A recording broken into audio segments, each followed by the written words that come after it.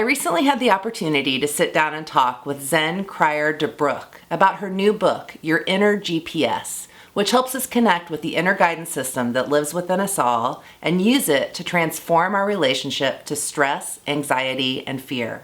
I hope that you'll enjoy the interview. The title of your book is Your Inner GPS. What is our inner GPS and how do we use it? Such a great question.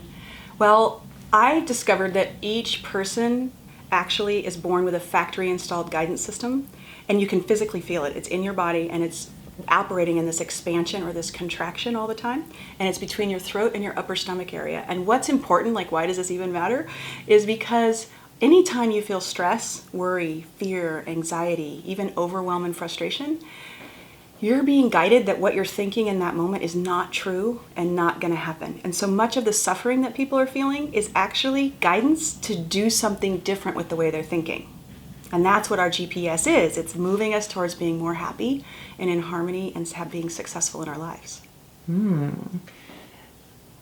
Intriguing. Can you give me an example from your own life of a time that you used your inner GPS to make an important decision?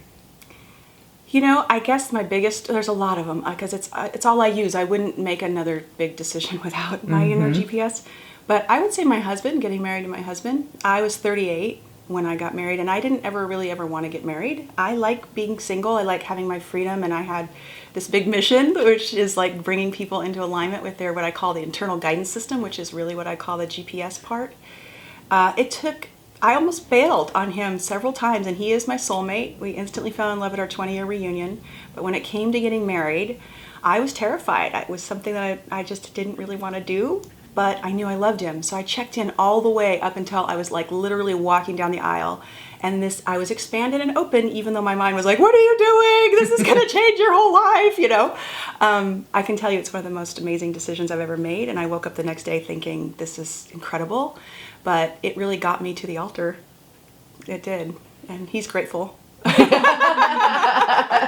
great. And it leads to another question I have, which is about discernment. And so how do you discern between that, like your head saying all these things that, you know, that it has to say about it, and how do you discern between that and then that opening feeling? Like it seems like both would be going on. Like how do you tell the difference? Well, what's interesting is I have found for myself, and as well as the thousands of people that I've worked with, much of what our mind is producing throughout our day is actually not true. And the kinds of thoughts that aren't true are, you know, our value, what we're worth, what's capable for us, our lovableness, our ability to love, the things that stop us from being intimate with other people in our minds and things. To somebody walking in the room with a grumpy look and us blaming ourselves and thinking, why are they mad at me? Did I do something? What's going on? You know? So our mind actually isn't very good at deciding these things. And that's the whole purpose of this internal guidance system, is to clear out your mind.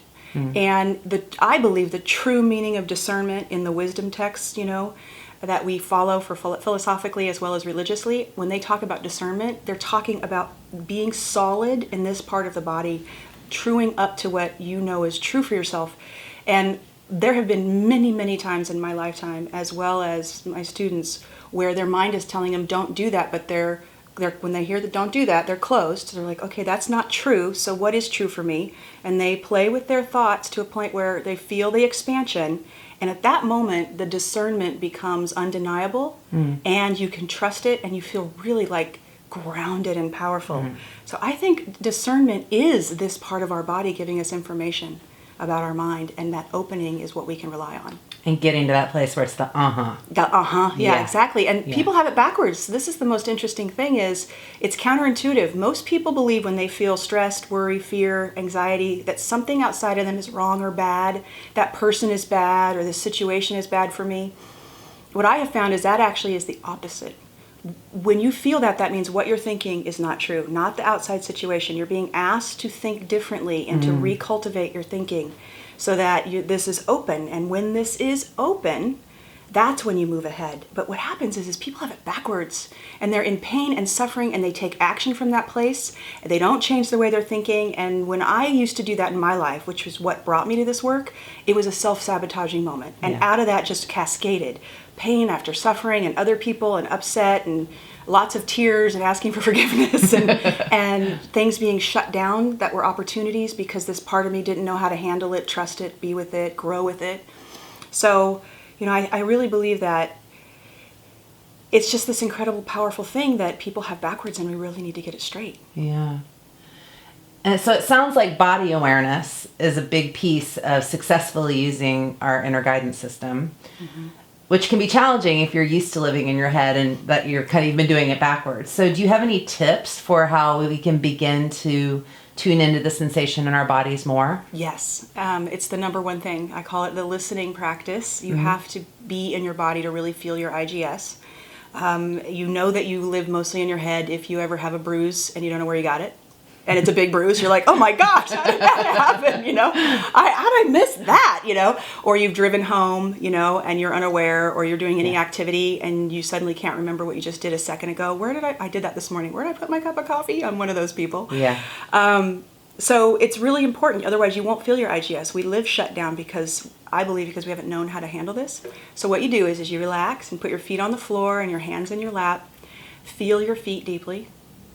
For a moment, you'll feel get tingly. Feel your hands. You can do this. You don't have to be sitting. You can be walking, anything. Feel feet, hands, and listen to the sounds around you. And what happens is when you put your attention on 3 different places in a sensory way, your mind begins to quiet and you become present with the body. And I recommend people do this repeatedly throughout their day, and you'll start dropping in and getting in tune with your body, and you'll begin to feel your IGS more. And IGS is internal guidance system. Internal guidance system. Great. So it sounds also like the IGS, your inner guidance system, is a lot like being guided by intuition. Are they related? And if so, how? I don't think that they're directly related. So the thing is that intuitive information, there's all kinds of avenues. It's clairaudient, clairsentient, and you can have pictures, you can have feelings, and information comes in different ways to different people. So I couldn't teach you to be clairaudient if you're not, right? But with the internal guidance system, I found a system and practices that every single person can get tuned into this factory installed system for themselves. And I can teach anyone to do it the exact same way. It's consistent. Everybody feels it the same way, experiences it.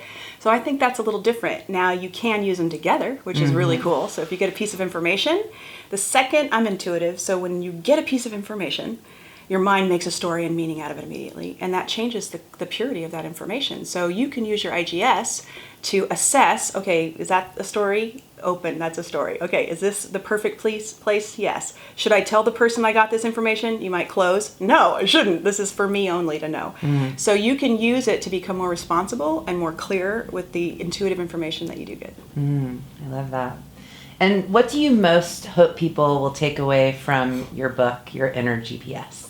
I would say there's 2 really key things. One is that the stress and the anxiety and the fear and the overwhelm that we're living in that has us show up as we don't want to be showing up in our world, the pain and the suffering that causes, waking up at 3 o'clock in the morning like with that feeling and being concerned about our welfare in the future or our children's welfare, that you don't have to live in that suffering, that in every moment we are being guided to shift our thoughts, and that you can learn to do that. And when you shift your thoughts, you become open and in that expanded feeling. And the second thing is, life is not about a series of closings in the body, that feeling. Life is actually about opening. And by following the openings, you get on track with your own life's purpose and path that is so brilliantly yours. Your gifts show up. Your contribution to the world shows up. You become the more of the you. You love the interactions with the people around you, your children, your husband, your coworkers, and the world at large. And that if you can just take the time to learn this, then your